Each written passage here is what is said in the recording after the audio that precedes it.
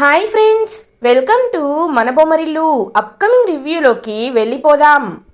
శరణ్య చిరుతపులిలా దర్శన్ సమీర పెళ్లి ఆపడానికి చాలా ప్రయత్నిస్తూ ఉంటుంది. కానీ దర్శన్ శరణ్య చెంపపై కొట్టి శరణ్యని ఒక రూమ్లో తాళ్లతో బంధించేలా చేస్తాడు. కరెక్ట్గా అదే టైంకి తాళి కట్టబోతుంటే అపరకాలిలా అక్కడికి వచ్చి త్రిశూలాన్ని వేస్తారు ఆనంద భైరవి. దర్శన్ ఒక్కసారిగా షాక్ అయిపోతాడు. ఏంటి ఈ వగలాడిని మాయలాన్ని పెళ్లి చేసుకోవాలనుకుంటున్నావా? లేవే అని చెప్పి గొంతు పట్టుకొని పైకి లేపి పక్కకి విసిరేస్తారు సమీరని ఆనంద భైరవి.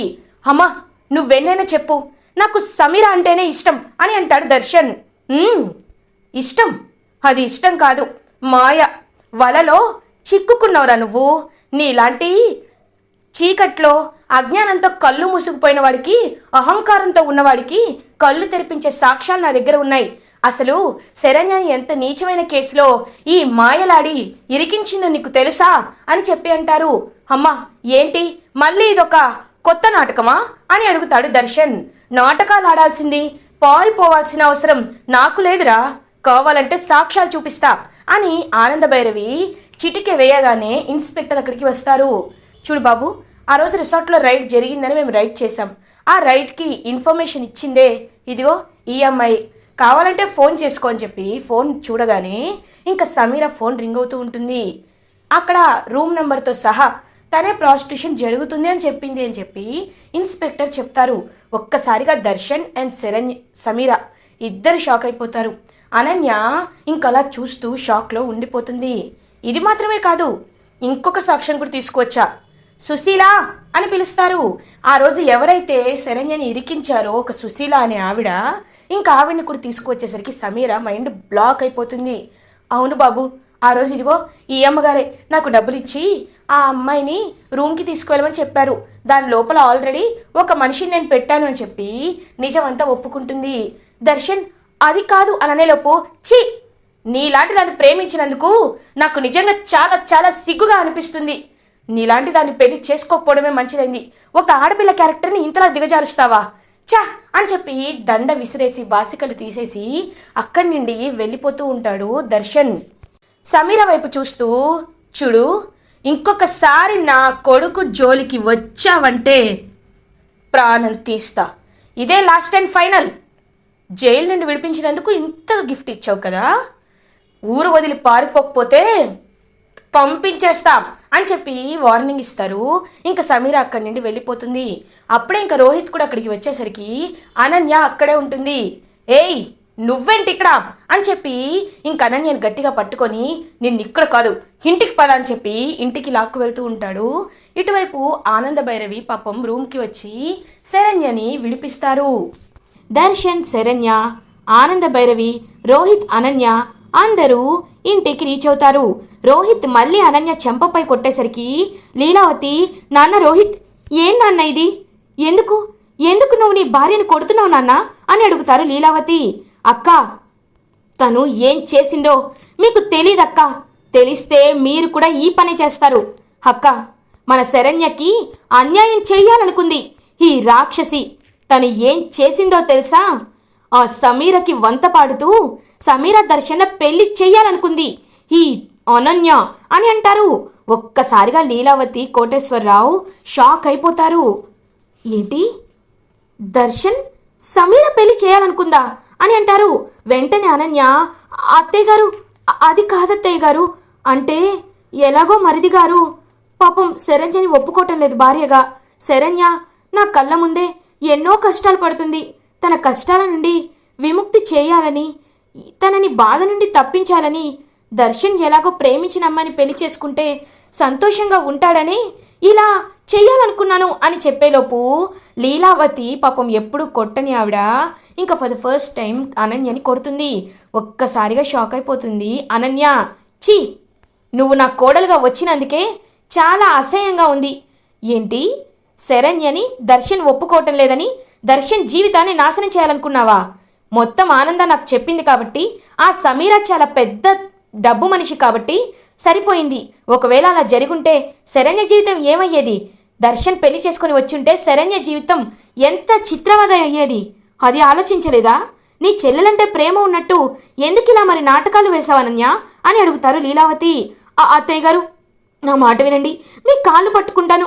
ఏవండి ఏవండి మీ కాళ్ళు పట్టుకుంటానండి, నన్ను బయటికి పంపించేద్దండి అని అంటుంది అనన్య. ఏయ్, మనిషికొక మాట గొడ్డుకొక దెబ్బ, కానీ నీలాంటి రాక్షసికి మాటలతో చెప్పా వినలేదు, చేతలతో చెప్పా అయినా వినలేదు. నీ పరిష్కారం ఇంట్లో నుండి బయటికి గెంటేయడమే, రా అని చెప్పి అనన్యని గెంటేయబోతూ ఉంటే ఆనందభైరవి చూస్తూ ఉంటారు. పాపం శరణ్య వెంటనే బావగారు అని పిలుస్తుంది. ఇంకా రోహిత్ ఆగిపోతాడు. బావగారు, ఒక్కసారి నా మాట వినండి, అక్కని బయటికి పంపించేద్దండి అని అంటుంది. పాపం వెంటనే ఆనంద, శరణ్య నీ జీవితాన్ని తను నాశనం చేయాలనుకుంది, అలాంటిది తన్నెందుకు పంపించేద్దంటున్నావు అని అంటారు. అత్తయ్య గారు, ఒక ఆడపిల్ల, పెళ్ళైన ఒక ఆడపిల్ల పసుపు కుంకాలతో ఇంట్లో జీవితాంతం సంతోషంగా ఉండాలి అని అనుకుంటుంది, కానీ ఇలా భర్తకి దూరమై నరకం అనుభవించాలి అనుకోదు. ఆయన గురించి నాకు తెలుసు, ఆయన్ని ఎలా అయినా నేను మార్చుకుంటాను. ఈ శిక్షని అక్కకి వేయకండి, అక్కని నేను మారుస్తాను. అక్కకి అన్నీ అర్థమయ్యేలా నేను చెప్తాను. తెలుసో తెలియకో ఆయన మంచి జరుగుతుందేమోనని తెలియకే అక్క ఇదంతా చేసింది, లేకపోతే నా జీవితాన్ని అక్కెందుకు నాశనం చేయాలనుకుంటుంది?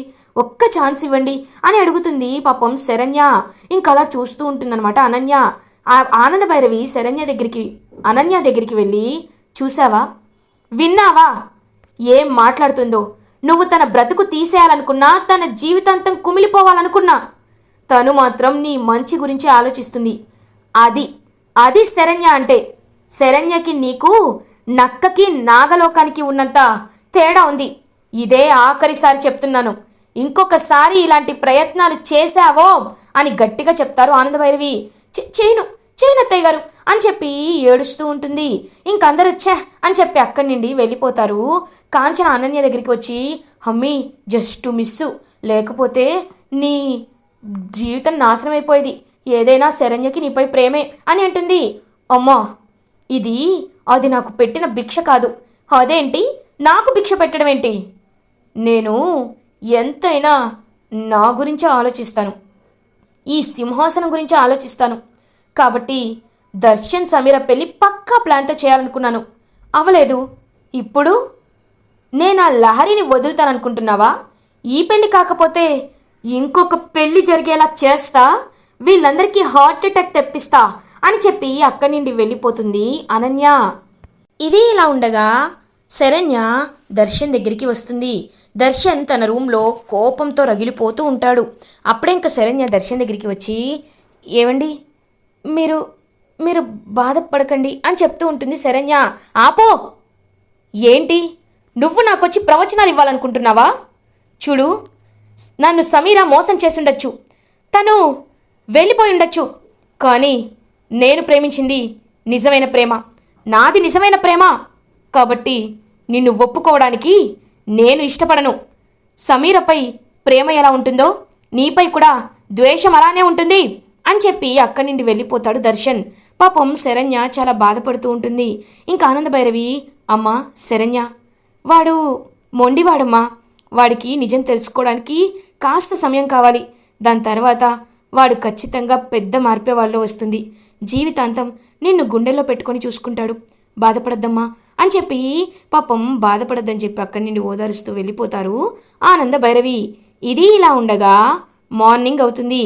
అనన్య ప్రకాష్కి మెసేజ్ చేస్తుంది, మన ప్లాన్ని ఇంప్లిమెంట్ చేయి అని మెసేజ్ చేస్తుంది. ఓకే మేడం అని చెప్తాడు. ఇంకా వెంటనే ప్రకాష్ లహరికి కాల్ చేస్తాడు. లహరి ఎవరూ లేనిది గమనించి కాల్ లిఫ్ట్ చేస్తుంది. హలో ప్రకాష్ అని అంటుంది. లహరి, నీతో ఒక ఇంపార్టెంట్ విషయం మాట్లాడాలి, నువ్వు కాస్త నేను చెప్పిన లొకేషన్కి రా లహరి అని అంటారు. సరే వస్తున్నాను అని చెప్పి ఎవ్వరికీ తెలియకుండా హడావిడిగా ఇంకా బయలుదేరుతుందనమాట లహరి. అప్పుడే అక్కడ ఉన్న శరణ్య, ఇదేంటి లహరి ఇంత కంగారుగా బయలుదేరుతుంది, ఎక్కడికి వెళ్తుంది అని చెప్పి శరణ్య కూడా లహరి వెనకాలే ఫాలో అయ్యి వెళ్తుంది. ఇంకా అలా లహరి అయితే ఆలోచిస్తూ ఉంటుందన్నమాట. లహరి కొంచెం దూరంలోనే శరణ్య కూడా నించుని ఉంటుంది. అప్పుడే ఇంకా ప్రకాష్ అయితే మొత్తం ఇంకా చూస్తూ ఉంటాడు. దూరం నుండి లహరి రావడం గమనిస్తాడు. వెంటనే ఇంకా ప్రకాష్ ఒక పక్కనే ఉన్న ఒక హౌస్లోకి వెళ్తాడు. ఒక రూమ్లోకి వెళ్ళి ఇంకా అనన్యకి కాల్ చేస్తాడు. ఇదంతా గమనిస్తూ ఉంటుంది శరణ్య. ఇంకా శరణ్య చూస్తూ ఇదేంటి ఇతన్ని కలవడానికి లహరి వచ్చిందా అని చెప్పి ఇంకా అలా కిటికీలోండి చూస్తూ ఉంటుందన్నమాట శరణ్య. ప్రకాష్కి అనన్య చాలా టెన్షన్తో కాల్ చేస్తుంది. హలో, వచ్చిందా లహరి వచ్చిందా అని అడుగుతారు. మేడం, ఎందుకు కంగారు పడుతున్నారు? నా వలలో చిక్కుకుంది కదా, ఆ పావురం రాకుండా ఎక్కడికి పోతుంది? వస్తుంది మేడం, వచ్చాక మీరు ఏం చెప్పమంటారో అదే చెప్పి తన్ని పెళ్లి చేసుకోవాలనుకుంటున్నాను. కానీ కాస్త టెన్షన్గా ఉంది. నన్ను మరి పెళ్లికి ఒప్పుకుంటారా? మళ్ళీ ఆస్తిలో వాటా ఇవ్వను అంటే నేనేమైపోవాలి మేడం అని అంటాడు ప్రకాష్, నేను చెప్తున్నాను కదా, నువ్వేమీ కంగారు పడద్దు. సడన్గా పెళ్లి చేసుకొని రా, అప్పుడు నువ్వు తనని టార్చర్ పెట్టచ్చు అని అంటారు. మేడం, మీ ఇంటికే అల్లుడిగా వస్తున్నాను కాబట్టి మర్యాదలకేం తక్కువ ఉండదు కదా. అయినా ఆ లహరికి నేనంటే ఏంటో తెలీదు. ఒక్కసారి నన్ను పెళ్లి చేసుకున్న తర్వాత క్షణ నరకం చూపిస్తాను దానికి. డబ్బులు ఇవ్వకపోతే దాన్ని ఎలా చిత్రహింసలు పెట్టాలో అలా పెడతాను అని అంటాడు ప్రకాష్. నాకు తెలుసు, అందుకే నీలాంటి వాణ్ణి దానికి సెట్ చేశాను. ఇప్పుడు నువ్వేమీ కంగారు పడాల్సిన అవసరం లేదు. నేను చెప్పినట్టు కుదిరితే కాళ్ళైనా పట్టేసుకో, ప్రాబ్లం లేదు.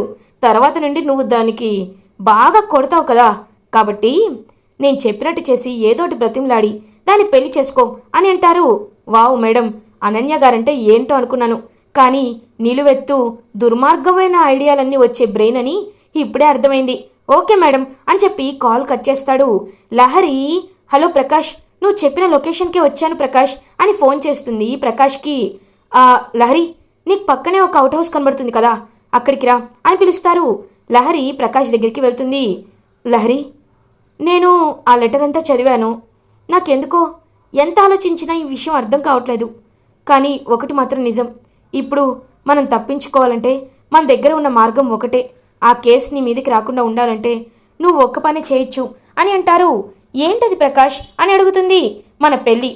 మనం పెళ్లి చేసుకొని దూరంగా వెళ్ళి యూఎస్లో సెటిల్ అయిపోయామనుకో, అప్పుడు నువ్వు దొరికిన వేరే దేశంలో ఉన్నావు కాబట్టి సెల్ఫ్ డిఫెన్స్ కింద ఇది చేసుంటావని నిన్ను వదిలేస్తారు. లేకపోతే నిన్ను ఖచ్చితంగా జీవితాంతం ఎప్పుడైనా నిన్ను జైల్లో పెడతారు. అర్థమైందా అని అంటారు. ప్రకాష్, ఏం మాట్లాడుతున్నావు ప్రకాష్? నేను అమ్మని ఒప్పించాలి కదా అని అంటుంది లహరి. చూడు లహరి, ఆంటీ ఒప్పుకుంటారో ఒప్పుకోరో మనకు తెలీదు. ఒకవేళ పెళ్లి చేసుకొని వెళ్తే ఖచ్చితంగా ఒప్పుకుంటారు కదా, వాళ్ళకి లాక్ చేస్తేనే ఒప్పుకుంటారు కదా. కాబట్టే చెప్తున్నాను, నా మాట విని లహరి, ప్లీజ్ లహరి, మనం పెళ్లి చేసుకుందాం అని చెప్పి ఇంకా బ్రతిమలాడుతూ ఉంటాడనమాట ప్రకాష్. ఇంకా లహరి పాపం ఆలోచిస్తూ ఉంటుంది. ఏంటి లహరి ఆగిపోయావు అని ఒక గొంతు వినపడుతుంది. ఎవరా అని చూసేసరికి శరణ్య. ఒక్కసారిగా షాక్ అయిపోతారనమాట ఇంకా ప్రకాష్ అండ్ లహరి. వదినా అని అంటుంది. మేడం, మీరిక్కడ అని అడుగుతాడు ప్రకాష్ చంప మీద ఒక్కటి కొడుతుంది శరణ్య. ఒక్కసారిగా ప్రకాష్ షాక్ అయిపోతాడు. ఏంటి వదిన, తను ఎందుకు కొట్టావు వదిన అని అడుగుతుంది లహరి. ఛీ, ఇలాంటి వాణ్ణి నమ్మి నువ్వు ఎంత మోసపోతున్నావో తెలియడానికే కొట్టాను. ఏరా, నువ్వు లహరిని ప్రేమగా చూసుకుంటావా? నాలుక కోసేస్తా ఇంకొకసారి ఆ మాట అన్నావంటే. చూడమ్మా లహరి, వీడు నిన్ను చాలా మోసం చేస్తున్నాడు.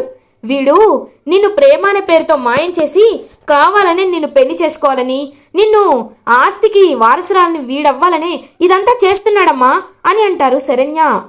లహరి, తన మాటలు నమ్మద్దు లహరి, ఆవిడ అబద్ధాలు చెప్తున్నారు అని అంటారు ప్రకాష్. వదినా, ప్లీజ్ వదినా, ప్రకాష్ పై నాకు నమ్మకం ఉంది. నువ్వు ఇలా మాట్లాడద్దు వదినా, ప్రకాష్ చాలా మంచివాడు వదినా, నువ్వు తప్పుగా అర్థం చేసుకుంటున్నావు అని అంటుంది లహరి. సరే, ఒకసారి ఈ వీడియో చూడు అని శరణ్య లహరికి వీడియో చూపిస్తుంది. క్లియర్గా అనన్యతో ఫోన్ మాట్లాడతాడు కదా ప్రకాష్. ఆ వీడియోని ఇంకా తీస్తుంది శరణ్య. ఆ వీడియో చూసేసరికి ఒక్కసారిగా లహరి షాక్ అయిపోతుంది. ఇంకా ప్రకాష్ అయితే మైండ్ బ్లాక్ అయిపోతుంది. లహరి ప్రకాష్ దగ్గరికి వచ్చి ప్రకాష్ చెంప మీద కొడుతుంది. ఒక్కసారిగా ప్రకాష్ షాక్ అయిపోతాడు. యూ చీట్, యూ ఫూల్, నన్ను ఫూల్ చేస్తావా, యూ బర్గ్లర్ అని చెప్పి బాగా ఇంకా కొడుతూ చెంప మీద కొడుతూ ఉంటుంది లహరి. ఇంకా పాపం శరణ్య, వదిలే లహరి, ఇలాంటి వాళ్ళ గురించి ఇప్పుడు తెలుసుకున్నావు కాబట్టి సరిపోయింది. అదే పెళ్ళయ్యాక తెలుసుంటే, ఒకవేళ నేను రావడం 1 minute లేట్ అయి ఉంటే ఏమయ్యేది? అత్తయ్య గారు నీ విషయంలో ఎంత బాధపడేవారు. అత్తయ్య గారి మనసుని బాధ పెట్టచ్చా చెప్పు అని అంటారు. ఇంకా ఏమీ మాట్లాడకుండా పాపం వదిన అని వాళ్ళ వదిన కాలు పట్టుకుంటుంది లహరి. మా వద్దు, అలా చేయకూడదు లే అని అంటుంది. వదిన, నా జీవితాన్ని నువ్వు 2 సార్లు కాపాడావు వదిన. అప్పుడు ఇప్పుడు ఎప్పుడు నువ్వే నాకు తోడుగా ఉన్నావు వదిన, నువ్వే తోడుగా ఉన్నావు. నీ రుణం ఎలా తీర్చుకోవాలి వదిన అని చెప్పి పాపం లహరి చాలా బాధపడుతూ ఉంటుంది. లహరి, ఎందుకమ్మా నీ పెద్ద మాటలు? ఎప్పుడూ అత్తయ్య గారిని బాధ పెట్టకూడదు. నేను కోరుకునేది ఇదే, నేను ఊహించుకునేది ఇదే. అత్తయ్య గారి గురించి నువ్వు ఎప్పుడూ ఆమె పరువు తీసే పనులు కానీ, అత్తయ్య గారు సంతోషం కోల్పోయే పనులు కానీ చేయకూడదు, సరేనా అని చెప్పి ఇంకా అలా లహరిని అక్కడి నుండి తీసుకువెళ్ళిపోతూ ఉంటుంది. లహరి, ఈ విషయాలు నువ్వు ఎవరితో చెప్పొద్దు. నీకు రాజేష్కి, సరోజారావు వాళ్ళ అబ్బాయికి ఎంగేజ్మెంట్ పెట్టుకోవాలి అనుకుంటున్నారు. ఇప్పుడు నువ్వు ప్రశాంతంగా ఉండు, సరేనా అని అంటారు. సరే వదినా అని చెప్పి పాపం లహరి శరణ్యతో పాటు ఇంటికి వస్తుంది.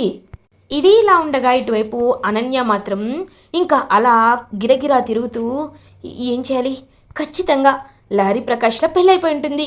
వాళ్ళిద్దరూ ఇప్పుడు పెళ్లి దండలతో ఇంటికి వస్తారు. అప్పుడు నేనే హారతి ఇస్తాను. అప్పుడు అత్తయ్య గారి మొహం చూడాలి, చిన్నత్తయ్య గారి ఎక్స్ప్రెషన్ చూడాలి. అబ్బో, ఊహించుకుంటుంటేనే ఎంత బాగుందో. ఖచ్చితంగా, లేకపోతే నన్ను మీ కాళ్ళు పట్టుకునేలా చేస్తారా? ఇప్పుడు నేను కొట్టే దెబ్బ మీకు ఎంత బాగుంటుందో అర్థమవుతుందిలే అని చెప్పి ఎప్పుడెప్పుడు లహరి ప్రకాష్ పెళ్లి చేసుకొని వస్తారా అని ఎదురు చూస్తూ ఉంటుంది.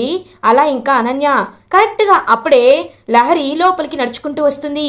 ఇదేంటి పెళ్లి చేసుకొని పెళ్లి కూతుర్లా వస్తుంది అనుకుంటే ఒంటరిగా నడుచుకుంటూ వస్తుంది అని చూస్తూ ఉంటారు. ఆనంద భైరవి పాపం లహరి దగ్గరికి వస్తారు. లహరి, ఏమ్మా ఎక్కడికి వెళ్ళావు అని అడుగుతారు. ఏం లేదమ్మా, నీకోసం చిన్న షాపింగ్ చేశాను అని ఇంకా అలా పాపం తీసుకుంటుందన్నమాట. ఒక బాక్స్ ఇస్తుంది లహరి. ఏంటిది అని అడుగుతారు. అమ్మా, నీకు చక్కెర పొంగలంటే చాలా ఇష్టం కదా, అందుకే నాన్నని కనుక్కొని మరీ నీకు నచ్చిన స్వీట్ షాప్లో ఇది తీసుకువచ్చాను, తినమ్మా అని అంటుంది. పాపం లహరి వైపు ఆనంద భైరవి చాలా ప్రేమగా చూస్తూ ఉంటారు. అమ్మా లహరి అని పాపం లహరిని హక్ చేసుకుంటారు. ఇంకా అదంతా చూస్తూ శరణ్య చాలా అంటే చాలా హ్యాపీగా ఫీల్ అవుతుంది. ఇంకా అప్పుడే వాళ్ళందరూ కూడా వస్తూ ఉంటారు. లీలావతితో, అక్క, నా కూతురు చూసావా, నా కోసం తీసుకువచ్చింది, మీరు తినండి అక్క అని చెప్పి అందరికీ ఇంకా ఇస్తూ ఉంటారు, వడ్డిస్తూ ఉంటారు ఆ స్వీట్ని. అయితే ఆనంద భైరవి ఇదంతా చూస్తూ మైండ్ బ్లాక్ అయిపోతుంది అనన్యకి. ఇంకా అప్పుడే వదినా తీసుకో వదినా అని చెప్పి లహరి కూడా ఇస్తూ ఉంటుంది. ఇంక పాపం శరణ్య చూస్తూ ఉంటుంది.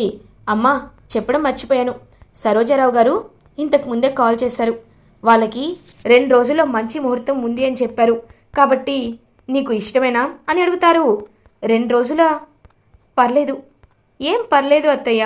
అమ్మా, 2 రోజుల్లో ఎంగేజ్మెంటా? అయితే నేను షాపింగ్ అంతా చేయాలి, నాకు చాలా పనుంది అని చెప్పి ఇంకా హ్యాపీగా ఫీల్ అవుతుందనమాట లహరి. ఇంకా లహరిని చూస్తూ ఇదేంటి ఇలా ప్లేట్ తిప్పేసింది చా అని గిలగిలా కొట్టుకుంటూ ఉంటుంది అనన్య.